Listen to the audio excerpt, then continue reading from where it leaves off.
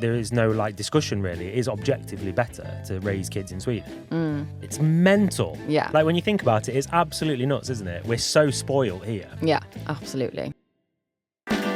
Welcome back to the Life on a Stick podcast, a podcast about how we're living life to the full amidst battles with cancer, living in a van and doing our best to raise two half-decent kids. My name's Tom. My name is Malin. And for us, living life to the full doesn't necessarily mean high-octane wakeboarding every day, but rather learning to appreciate the little things in life and trying to see the positives in whatever we can. I think we need to come up with a new beginning bit, because every time I do it, you pull the same face at me and it always drains my confidence. I always get one of these like, what are you talking about faces? Yeah, but most of the time, I just don't really understand you. I don't understand the vibe I'm going for with the intros or what? Yeah, I always just try to figure out what it is that you're comparing it with. Yeah. Our lives. And that's why I don't always understand. Okay. And I always want to feel like, do I get you? Or do I need to make fun of you? Yeah, got you. That's why I make that face. I'm like trying to process what you're saying. It's most of your life, to be honest, though, isn't it? Just trying to process all the... What I'm saying, and do you need to make fun of me? Yeah. No, it's like the absolute extreme. Like, it doesn't have to be about the absolute extreme of the extreme, but rather like stopping and smelling the roses, do you know what I mean? Appreciating the little things in life. Yeah, exactly. Yeah. But that's why I always want to see if I can make a conversation of it or if I should just accept what you're saying. Got you. So it's that's the face, is it? It's can I make a conversation out of this face, not a what on earth is he talking about face. Yes. Bit of both. Yeah.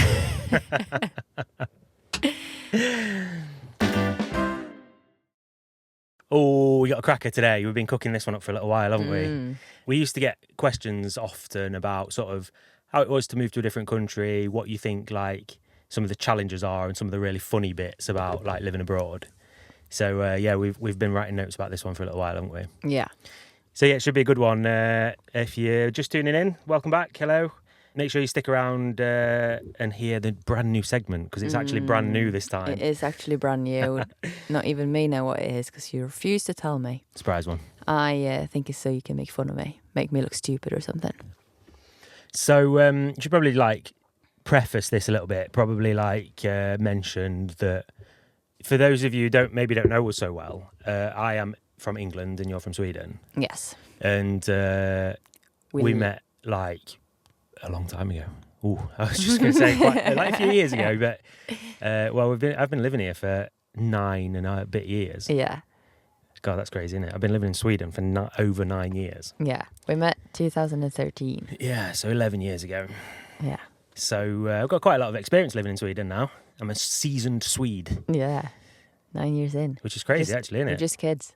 We were just kids, yeah. Well, I still feel like a kid sometimes myself, but most of the time. But yeah, we were actually kids. You were 19 when we met. Yeah. God, feels like a lifetime ago now, doesn't it? Well, it was, wasn't it? Yeah, it absolutely was. Yeah, weird. Yeah, over the years, there's been like so many things that have popped up that you've laughed at and that are just like so different culturally and stuff. Yeah. It's so many things. I feel like I forgot half of it, to be honest, because we live not really by any norms now. So it feels like you kind of forget like how normal people live and what used to be like strange for you and strange for me or whatever. Yeah. But it'd still be fun to go through the old lists. Yeah, like you're absolutely right. Like this last few years has been so focused on other stuff, obviously with cancer, and then living in a van and traveling and things like that. It's like you almost forget you live abroad. Like, yeah. Do you know what I mean? Like, yeah. it's not. That's not the weird thing. No, exactly. That's not like the abnormal thing. Yeah, it's something that made me think about that we don't live with your family recently, though. And it's because, like, now when we've been traveling, we've not been close to any family, and it's like now it just feels like we're here visiting almost, even though it's a long period of time that we're visiting. But because we're planning on traveling again, it's like soon we're going again kind of thing. You're like in a middle period, aren't you? Yeah, exactly. But then recently your sister's just come out with that she's pregnant. Yeah. And that just made me realise, like, this is going to be... First you get super excited and you're like, oh, another baby. And then it's like, oh, but how often are we going to see this baby? Because, you know, like when my brother had his baby a year and a half ago, it was like, it was this brand new baby and you could go around and see it whenever. And I was like, how? It's so weird because obviously they feel like that about our kids. Yeah. But now it's like we're on the other side and it makes it feel odd that it's going to be another little baby. Yeah. But then it's going to be like, first time we see it's going to be a tiny baby. And then it's like, is she going to crawl next time we see her? Yeah. Or him? Or, like, you know what I mean? Like, It's weird, isn't it? I've not really thought think... about it like that. But yeah, you're absolutely right. Like the rest of my family, the people that aren't here, think about, that's how they feel about it. Yeah. About our kids and stuff. Time becomes so much more like real when it's kids involved, because like when it's just us and we go and see your mum and your sister and friends and whatever, it's not like you look at people and like, you look 4 months older. As an adult, you don't change that much in 4 or 6 months, do you, really? No. But a kid, yeah, kids do a lot of growing up in 6 months, don't Yeah, they? exactly. Yeah, you're right. It is a weird thing to when you look at it like that. Yeah. Yeah, it's definitely kids that make you Realise how fast time goes, sort of thing, and whatever, for sure. That is obviously one of the weird things about moving away from family and being not like an integral part of like kids growing up, like your nieces and nephews and stuff. Yeah. You're almost like, oh, Uncle Tom who lives miles away. Yeah. Do you know what I mean? Yeah. Like, it's a bit weird, isn't it? Yeah, exactly. But they have all felt it on the other way. Yeah, the other way around. exactly. Yeah. There's a lot of things that obviously I miss about England and that we miss about England, probably. Yeah. But obviously one of them is family and friends and things like that. I feel like that's just the obvious thing. Everybody knows that. It's almost one of these things that you don't really have to announce it, because everybody understands that when you move away, you're going to miss family and friends. And it goes up and down, I think. Because some weeks it feels like you're aching to see family and friends in England. Like both of us feel like that. Yeah, some weeks you don't give a shit. That's not all I was going to say. But some weeks, the weeks pass and you don't think actively about it in the same way. Yeah.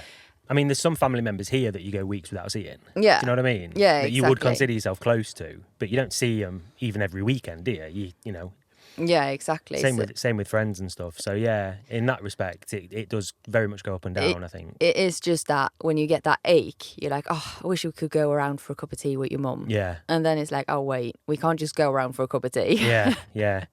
You got to spend like 10,000 kroner on getting the whole family there for a cup of tea. Expensive cup of tea, that is. Exactly. Better be a good cup of tea. Yeah. Remember that time when we went to surprise your mum for her birthday? Yeah. Yeah, forget about that. It was pre-kids, wasn't it? Yeah. We were rang in the middle of the night and said, put a kettle on. Yeah, we arrived, I don't know, well in the middle of the night, probably 2 o'clock in the morning, something like that. And I rang my mum pretending that, what was it? It was pretending that I was on a night out in... You were supposed to be on a work trip to Stockholm. Yeah. And the funny thing was that we were like Snapchatting your mum throughout the evening before we got on the plane. So you were like saying that you were out with friends in Stockholm and like taking pictures of beers and whatever. And I was like, oh, just having pizza with my brother, which I was because he was driving us to the airport. Yeah. But obviously didn't have you in the pictures. Yeah. So I was like, oh, sending your mum Snapchats like, oh, having pizza. God, we were deceiving, weren't we? And then you rang her in the middle of the night saying like, oh, Malin's asleep and my card's declined. Oh, Can you log on to my English bank and send me money? Because my Swedish account don't work and Malin's not answering the phone because she's asleep. That's it. Yeah, I was trying to think of how we did it. And we were like stood down the street. And then because I knew that she had a computer downstairs, so I knew that she'd get up sort of thing and go and do it. And then when we saw her in the living room, you were like, oh, while you're up, just put a kettle on. Put the kettle on. Because we'd snuck up the driveway and unlocked the door, hadn't we, before that? Yeah. Because I still had a key.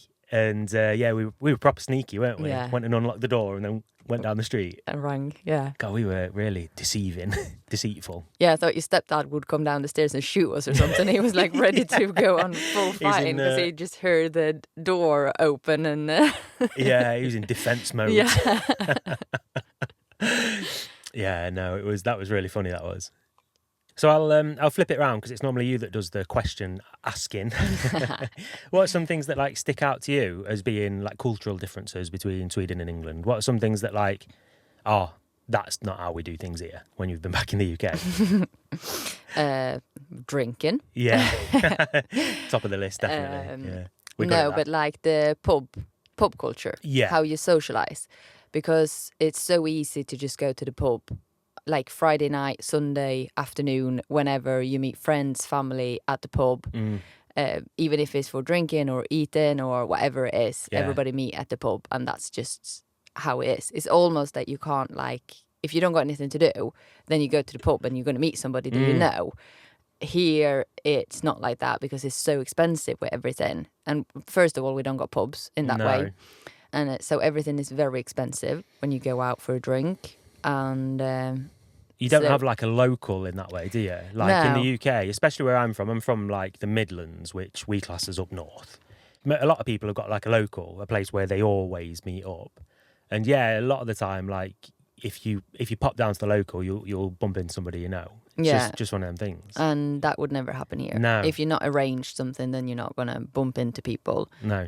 I think in the UK, there's so much around like pub culture that it almost is not about drinking a lot of the time. I mean, it sometimes is as well. But but a lot of the time you go out and that is the place where you meet up to socialise.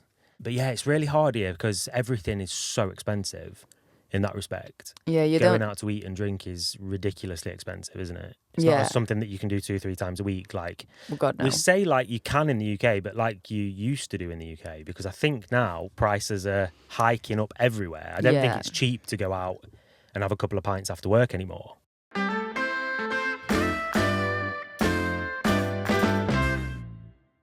And then obviously, like, one of the things that, I don't know if you would call it a cultural difference or whatever, but the obvious one is the language, isn't it?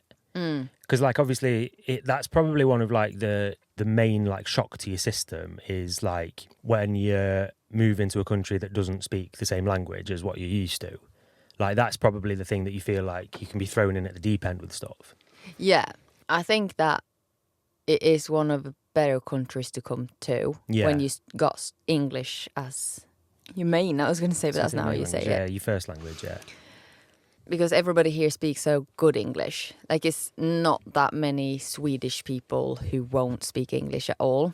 And therefore, it's quite easy to come here and say, like, sorry, I don't know this word in Swedish. Can I say it in English? Yeah. And 90% of the people will go, yeah. And then they will switch over to English. Yeah, I was just about to say that. It is a double-edged sword because it's easy to integrate because you can do that thing. You can speak a bit of Swinglish and most people will understand what you're saying. But it is also that when people hear that, like for me at least, you're from England or you're from somewhere that speaks English, they'll switch almost automatically. And that makes it really hard to practice. Like when I was first learning, it was a lot of people are being really nice, being kind by switching over to English, which is lovely. But it does mean that it's a bit harder to throw yourself in to the culture and practice. Yeah, and I think some people might use you because they're like, I want to practice my English. Yeah, so that's true. Now when you're here, I'm going to chat English. Yeah. And they don't think that you want to practice your Swedish with them. Yeah. You're probably right, actually. I've not thought about it like that. But I think a lot of people that move from England, at least, they get by without ever learning Swedish. Some people. Or the people that have lived here for years and years that barely speak Swedish. Like, obviously, naturally, you sort of come to understand it and whatever. But there's people that I know that won't speak Swedish, even though they've been here for, like, I don't know, decades, probably. Which I find quite odd. That is crazy. I think that you almost have to learn the language when you move to another country to feel like you are a part of it. Like for yourself, not for everybody. It's not like other people go and look at you. Some people might do, but majority of people won't look at you and think, oh, he's not a part of our society. But I feel like you might feel like you're not a part of it if you don't speak the language. And that it's easier to feel left out and that you miss home and all of these things if you don't like join in. I bet you feel like an outsider. Yeah. You feel like an outsider a lot of the time. Even if you do understand a little bit, you feel like you're not in a position where you can join in with conversations. And yeah, I bet you feel like quite on the outside of like social groups and stuff. Yeah. And then there is these odd ones here and there. Like we've even had a couple on our YouTube where they go, if you're in Sweden, why don't you speak Swedish? Yeah.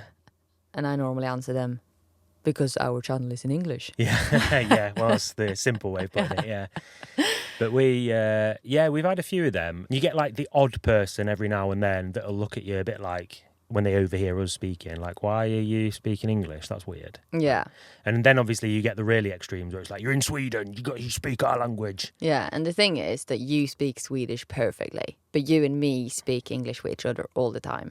And that is one of those things that's just stuck. And not that we actively think like we need to speak English. Yeah. It is just that when we met, you didn't know what Sweden was. No. I knew IKEA and I knew ABBA, like everybody else. So therefore we obviously always spoke English. Yeah. And then it's just one of these things that we still do. We always speak English with each other, no matter where or what we're doing. And it becomes quite awkward sometimes because it was a couple of weeks ago we were discussing something when we were in ICA, the supermarket. Yeah. And we were like speaking English and we're like, oh, what flavour should we get of this for the kids? And the guy who was working there was like, oh, do you want help to translate? Yeah. I was like, and I obviously spoke with my accent and everything. I was like, no, I speak Swedish. Nej, det går jättebra. Oh, okay. Why are you speaking English then? Yeah, it's so confusing. It's like, oh, okay. Yeah, it's hard, like, when you grow in a relationship, it's hard to make a switch, isn't it? It would be really weird for us to switch over in Swedish. I know. And it's... it is like the only time when we speak Swedish to each other is like when we're in a social group and everybody's speaking Swedish.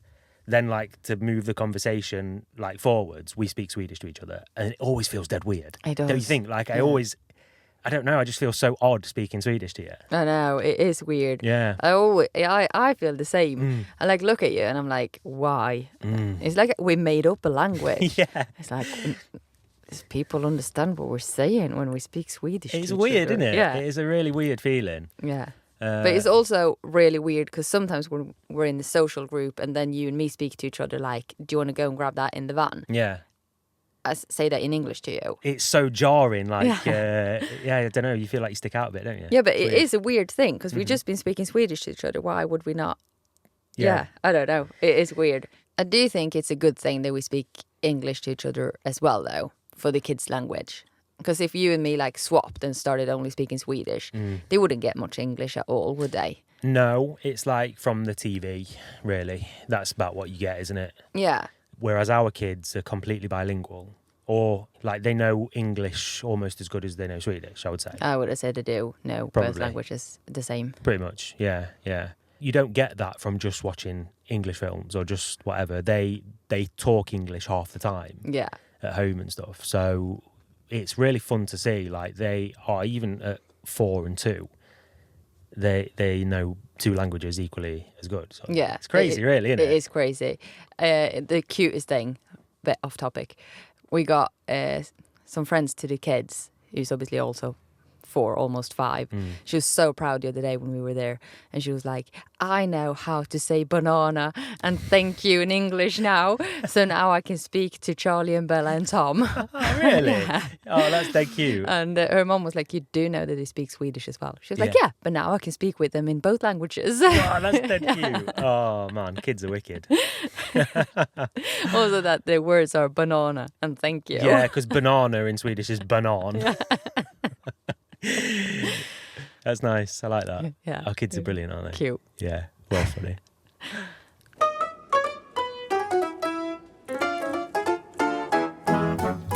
All right, that leads us perfectly into this brand new segment. All right. Which is actually brand new. I know I say it every week, but this week it's true because... What is this called? Because this is a brand new one. What is it called? It's not called Give Us a Lift like it normally is. Give us a car. Drive me a car. Drive me a car, like you said last week. I've not got a name for it. Okay. Disappointing. All right, I'll make up a name on the spot. It's called Literally Swinglish. Okay. Here we go. It's a good one. It's a good one. It's not taking them... I know, like, I can see it in your eyes. You think I'm just aiming this to take the piss out of you, don't you? Mm-hmm. I'm not, though. I'm not. It's more taking the piss out of languages and stuff. Okay. It's going to be a fun one. Okay. So to preface this, we should explain a little bit about how amazing and funny the Swedish language is, because if you translate certain words from English to Swedish, you use very, very literal words to describe stuff, don't you? It's so literal, it's dead funny. Yeah, you got one in English, don't you? Go on. Breastfeeding. Breastfeeding, yeah, exactly. That's the only one I know in English. Where there's a word for it in Swedish, but actually in English you use the literal term, like breastfeeding. Yeah, exactly. There's loads of them in Swedish. So that's what this segment is about. Okay. It's a bit of a quiz. So you're in the hot seat. Okay. It's going to be a fun one. So I'm going to give you some English words. You're going to give me the literal translation back. Oh, so I'm not saying you. I'm not telling you the Swedish word. You can give me the Swedish word as well if you want, but I'm looking for the English words, the literal English words. Okay. So I'll give you an example to start with. One that everybody knows: vacuum cleaner. Yeah, dust sucker. Vacuum cleaner is give us a ding. Give us a ding in edit. Dust sucker. That's a good one. Good one to start us off. Yeah, exactly. So the English word vacuum cleaner in Swedish is dammsugare, which is a dust sucker. Yeah. Yeah, exactly. What does vacuum cleaner do? Sucks dust. Yeah, exactly. Do you want another example, or shall we go in? Shall we go for it. it with an easy one? Yeah. We'll start off with an easy one. All right. Okay. Here we go. Give me the literal translation for vegetables. Green things. Green things. Ding ding. That's a good one. Go and eat your green things. Yeah. All right. What's the literal translation for gums? Like in your mouth, sort of thing. Teeth, meat. That's the one. It's tooth meat. Yeah, there you go. It's the meat of your teeth. I like that one. All right, we've got a hearse. You know the cars that they carry dead bodies in. I didn't even know what that word was in English, actually. In English, yeah, hearse. The special car that carries. It's a horse in my accent. Hearse. Hearse. What is it in Swedish? Likbil. Likbil. Yeah. I don't know. Corpse. Corpse car. Corpse car. I'll give you that one. I jumped in a bit for you there, but corpse car. Yeah. I thought that was a good one. All right, we got some other good ones. What's the literal translation for a bat? You know, like the flying creature that comes out at night. Yeah, but I just don't know how I would translate it. You're gonna have to say that one as well, I think. What is it? Fladdermus. Fladdermus. Yeah. Yeah. What's moose? Mouse. Mouse. It's a flappy mouse. Flappy mouse. Yeah. Oh, I like that one. Oh, on the same subject then, creatures. Moth. Night butterfly. Night butterfly. What's a hippo? A river horse. Go on, say it again. What is it? A river horse. It's a river horse. Yeah, it's a flodhest. It's a river horse. I like this one because it's quite everyday. It's a common one. What's a bra? Boob holder. A boob holder. What does it do? Hold boobs. It holds boobs. Yeah. It's a boob holder. On the same subject, nipples. It's the least sexy word. This is why there's never been an erotic novel written in Swedish. What's nipple? I don't know. A breast. Wart.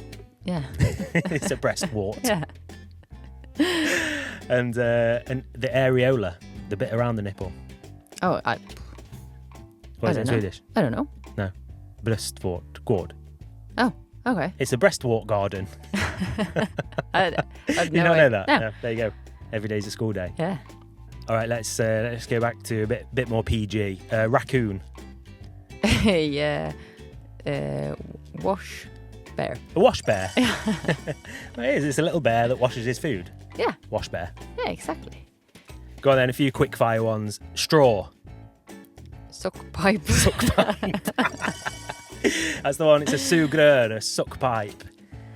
Tights. Like pantyhose, you know, like that you wear under a dress. The ones with feet on. With the feet on, yeah. They are.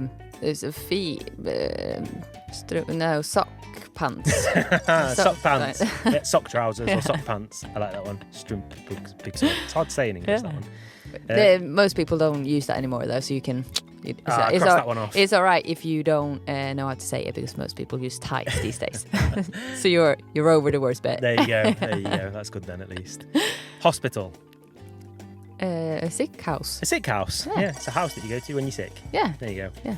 Yeah. Right, that's all the good ones, and then honourable mention for fridge. Cold cupboard. Cold cupboard. Yeah, that's exactly what it is. Last one then, what's a strawberry? The cutest one. It's a earth man. Earthman, yeah. You old gubbe. But a gubbe is like a little old man. Yeah. So it's actually probably old man of the earth. Yeah. There you go. That's what a strawberry is. That's what strawberry is. Yeah. Like, the thing is that you can be a bit behind and you still understand the Swedish language. There you go, exactly. There you it's just, go. Everybody knows what a dust sucker That's is. why you learned the language very well. That's probably how I got on so well with the language, because everything's just literal. Yeah, exactly. Yeah. Yeah, so there you go. That was the brand new one-off segment. You didn't feel too on trial, did you? No, I had to proper think though, because it's like you say a word in English and then it pops up in Swedish in my head, but then I have to translate it again. Yeah. So even if I like know it, I'm like, I don't know. It's like double Google Translate. Yeah. It's like when you click the Google Translate arrows twice to make sure you got the word right. Yeah. That's a thing that you don't ever think about until you move to a different country. To press it twice. Yeah. No, like when you type in an email and you go on Google Translate and then you like translate it from Swedish to English and then back to Swedish. This is a thing that most people don't ever have experience with. But my mate in Belgium, Adam, when last we spoke to him, he said exactly the same thing. I was like, oh yeah, there's other people in the world that do that as well. It's funny. Yeah. But yeah, I thought that was a fun little one. Yeah, absolutely. The language is brilliant. You're going to come up with new ones then for every week? Definitely not every week. Do you know how long it took me to come up with that segment? I had to do research and everything. I even put posts in Facebook groups and everything. Like, go on, give us some good ones. Oh, did you? Yeah. Oh, bless you. I did some good research. Oh.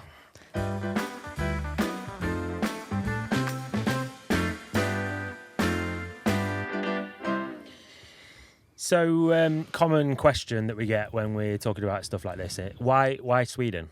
Why did we choose Sweden? What was the thought process behind like how we ended up here? Because for those of you who maybe don't know the whole story, we met in Cyprus. We were on like away turf, both of us, weren't we? So we could have travelled to other places. We could have stayed in Cyprus. We could have moved to England. We ended up being in Sweden. Yeah. There's a few reasons, weren't there? It was. It was a long time ago. And a lot's happened since then. I was going to say, I can't really remember what like the deciding thing was. Yeah. To be honest, I feel like it was almost not a discussion. Like, happened very naturally, didn't it? Yeah. Because I've always said that I would be happy to move to England, and even after you moved here, I've been saying like we can always move back to England. Like it's not like I have to live here. No. But you've never wanted to go back in that way. No. You've always had like a very firm no. Like I want to go back and visit, obviously, but I don't ever want to go back and live in England. Yeah, no, exactly. Or Mansfield, I think, is the actual thing. Like I come from a very small town, and I decided very early on that I was going to move out of Mansfield. I wasn't going to live in Mansfield.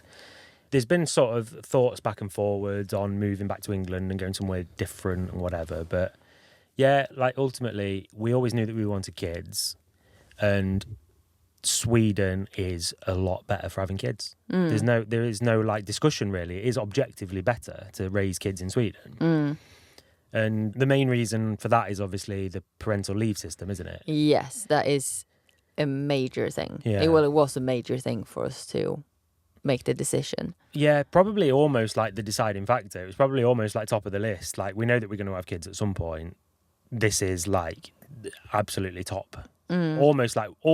So it's like around like the best in the world, I think. Maybe, I don't know. I don't know either. I feel like it is. In Sweden, we get 480 days. Is it? Correct me if I'm wrong. Yeah. I think that. No, that's right. 480 days of leave, of paid parental leave to split between both the parents. Yeah. Which is amazing, really, isn't it? So each parent has to take 90 days. So you have to They're like locked in on, yeah. Yeah. So during the kids' like first 7 years, it used to be at least, I think it's changed now a little bit, that each parent has to take at least 90 paid parent days.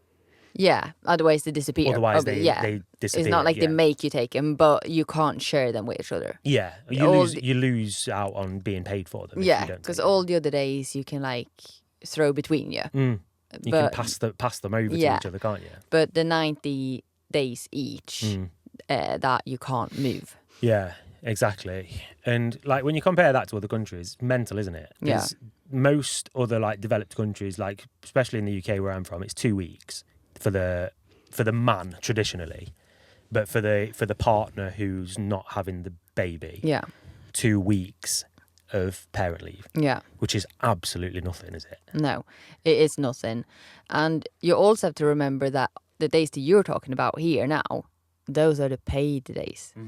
Say that you had a really well-paid job, and when we had Charlie, and we could live on just your salary, then I could be home for a full year without using any of my parent days and start taking them when the baby turns 1. And then I can be home 480 days. Yeah, you get unlimited days off, unpaid days off during the first year, don't you?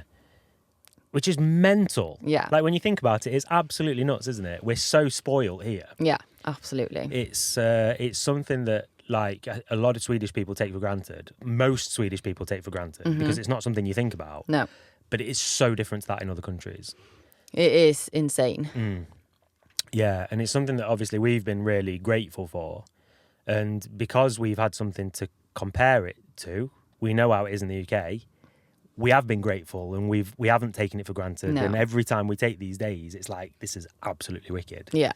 And now obviously like our lives look a little bit different to most normal families. Yeah. But before we moved into a van, before we, got cancer diagnosis and stuff, we were living very much like a normal life. And those parent days were like invaluable, weren't they? Yeah, God, we got to spend time together as a family, paid. And like we got to get to know each other as a family that you don't normally get to do in other countries. No, it is a real luxury, Yeah. to be honest. And yet people here feel like you don't get enough because you feel like your kids are so young when you have to put them into preschool. But sometimes you just need to lift your eyes a little bit, don't you? Yeah. And see what other people got it like. Because, yes, I think that a lot of kids are too young when they go into preschool, but they're definitely old enough if you compare it to other countries. Yeah. But I think that was like the major deciding factor for us. But then it was quite a few different things. Yeah. That made us, I feel like you had quite a lot of feelings in general about like not just the parental leave, it's also like school systems. Do you feel like that is better here? And when you moved here, I feel like it was quite a few of these like sick leave and all of these things that you can get also felt like it was better here than it was in England. Like all of these boring, how would you word it? Like bureaucratic stuff. Yeah, this boring sort of bureaucracy and whatever. Yeah, that even if it's far from good here, you still felt like it was better here than it was in the UK. Yeah, actually, realistically, a lot of boring stuff, but stuff that makes your day-to-day life just a little bit better. Yeah. So that there was you're right. There was a lot of sort of small deciding factors with stuff like that. But I just thought of a thing now. Obviously, these were the deciding factors 9 years ago when you were moving here, and we were aiming to have like a normal Svensson life. But when we started the company a couple of years ago, we realized that maybe it would have been better in the UK, right? Yeah, there's certain things definitely, like there's pluses and minuses to being in both countries. It's a different system with setting up companies and running your own business and stuff. And now that we've sort of gotten into it, I don't know which one's better because I've not had any experience with running a company in the UK. No. So it's hard to say, but yeah, maybe there'd be some benefits. Obviously, like I thought the road that you were going down with that was Brexit. Oh, yeah. Because obviously since we've made the decision to stay in Sweden, it was Brexit that has been the big thing. And obviously, if you could go back in time to before Brexit and you knew that it was going to happen, you would have done exactly what I did. Yeah. I did it by accident. Leave and get citizenship in a European country. Like for me, was really lucky. We were talking about this the other day. Yeah. That like the chain of events, we were really lucky because I applied for citizenship as Brexit was happening, Yeah. you could see the writing on the wall, and it was like, we need to do this. Yeah, and they were kind of speeding it up as well, wasn't they? Like, it was so many English people who applied for it, and they got like, what do you say? You got like in the first in the line almost. Fast tracked almost, didn't you? Yeah, exactly. So my citizenship application was about as smooth as it could possibly be. The waiting time was next to nothing, and I got accepted as a Swedish citizen very easily with no back and forth. And it's like, I'm part of forums and groups on Facebook and stuff where it's Brits living in Sweden. And the stories that you hear, the stories that you see on those sort of groups, it is diabolical, some of it. People that have lived here for years and years and had steady incomes being denied. People being denied into the country when they've gone home to the UK, not being allowed back in because of like residency permits and stuff. Yeah, that's the worst bit, isn't it? You've read about people who have got like a wife and kids and young babies and stuff, and they're not allowed to go home to Sweden to see their kids. And obviously, like, a lot of this is like bureaucratic error, and it's people that should have renewed permits, and it's people that... Yeah, but still... But essentially, it's so often about this, like, you don't see the person, you only see the number, in this case, the passport number. And, there's people that are missing being able to go home to the families. Yeah, it's insane. It's crazy. Brexit, man. Yeah. We would never be able to do what we're doing. No. If... we lived in England. Absolutely not. Because you're not allowed to spend more than 90 days in a European country. And that means that we wouldn't be able to travel like we do. Yeah, or travel in definitely a different way with a lot less freedom. There are people that do it. They do what they call the Schengen shuffle. Yeah. Where they spend 90 days in the EU, in Schengen, and then 90 days outside. So I've heard people that will drive, for example, like van life people who live in vans and whatever, will drive through Europe for 90 days, spend 90 days in Turkey, which is not in Schengen, and then spend the next 90 days driving back. But it's you miss out on so much freedom. Yeah, we wouldn't have been able to do what we did in the winter. No, exactly. There's all sorts of like rules and regulations that you have to follow, and you just miss out on so much freedom. Yeah. So we are very, very lucky, aren't we, that we're able to do it. Absolutely. And then there's sort of other little like bits and bobs. There's like subjective things where, like, for example, the nature. Like, I love the nature in Sweden. I fell in love with the country. It's like you drive through it and you see how beautiful it is as a country. Yeah. And it's like, not to say that there's not beautiful places in the UK, because there's some stunning places in the UK. Yeah, absolutely. But in Sweden, it's everywhere. Like, the whole country is forest and lakes and... Yeah. Do you know what I mean? I think it's beautiful in a different way. And, like, I do appreciate it, but I think you appreciate it even more than I do. And I also think that when we drive around England, that you think like, meh, and I still think that it's nice. I think you get a bit blind to what you used to. Yeah. But yeah, you are right. It is beautiful, and I think that we got a lot more luxury here because we can just park up next to a lake basically every single day. We can go swimming whenever we want in the summer, and we got quite nice warm weather most of the time throughout the summers. It's not like all summer every year is beautiful and no rain, but I mean, we still get quite a lot. Yeah, good summer. Yeah. You get harsh winters. Yeah, exactly. And that's the flip side of it. Yeah, absolutely. -50 and -20. Yeah. Is not strange here. But it would be something that I would miss if we if we would decide to go and stay in England. I would definitely miss swimming. Yeah. Like, I don't know how I would do a summer without being able to just go to a lake whenever I feel like it. Yeah, like for us, who has that as like a hobby and or as an interest, you would almost have to, if you were moving to the UK, you would almost have to move somewhere with lakes so that you could go and do that. Yeah. Like, there's plenty of places in the Peak District and obviously in the Lake District and stuff as well, where it is stunning. But that's what I was saying, like, those places are remote places. They're like one-off places, you know what I mean? I feel like in Sweden, you've got the Lake District over the whole country. You've got the Peak District. Maybe not so much down south here. No. But mountain ranges, and there's a lot more like breathtaking nature here, isn't there? Yeah, I think also so. a lot more bears and wolves and stuff.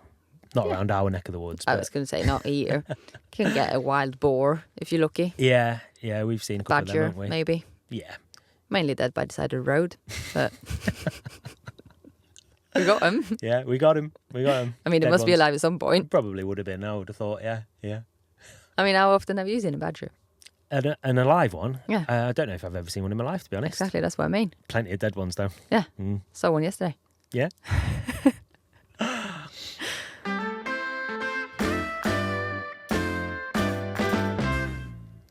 All right, shall we think about wrapping this one up? Yes, my brain is completely gone. I feel like I've not had loads of energy this time, but I think it's been a good one anyway. Yeah, it's been a good one. Yeah, I can see you starting to check out behind your eyes, so it's about time to give it a rest, I think. Yeah. Always fun, though. Always fun. Once again, thank you so very much if you've made it to the end of this episode. Yes. Absolute gold star for you if you are a regular listener. We love you loads and loads and loads. Yeah. Do us a little favour, if you have made it to the end of this episode, you've obviously enjoyed it a little bit, give it a little share. Tell your mates about it. We're intent on growing, aren't we? We want to grow and get out there to the people. Yes, so. Definitely. And also, if there's anything that you would like us to chat about, like if it's anything that you're wondering or a subject that you think like this could be really interesting, then please give us a little comment and say what you're missing. Yeah, go on, give us a little comment. Or if you want to go an extra step, go to malinandtom.com/podcast. I always forget to say this. Go to malinandtom.com/podcast and leave us a message in the stick box. Oh, yeah. We set up the stick box at the beginning and we completely forget to say it every time. So do that, malinandtom.com/podcast. Leave us a message in the stick box and let us know what you want us to talk about. Yes. And we'll bring up your message or whatever your subject to discuss. That'd be really good. Yeah, no matter if it's a small question that we can answer quickly or if it's a subject for a whole episode. Yeah. Please give us some feedback. That'd be really good. Yeah. Yeah, cool. Hit the follow button, hit the subscribe button, and we'll see you next week. Bye.